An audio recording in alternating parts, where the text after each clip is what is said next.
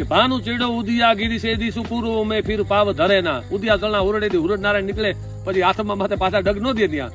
ભાનું ચેડો ઉદિયા ગીરી સેદી સુપુરુ મેં ફીર પાવ ધરે ના અને હારણ જુ લકરી પકડી કદલી ફલ થંભજ ફેર ફલે ના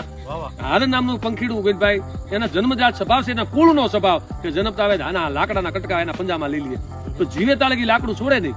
એમાં કડવી વેલ માટે પોતે બેઠું હોય વૃક્ષ માટે કડવી વેલ વિટાઈ ગયો એમાં ઉડવા જાય એમાં લાકડું અટવાઈ જાય કડવી વેલમાં અને ઊંધું થઈ જાય પંખી એના ખોળિયામાંથી ગોવિંદભાઈ પ્રાણ હોવાઈ જાય પણ લાકડું ન છોડે જો લાકડું છોડી દે તો આ એની માટે જ છે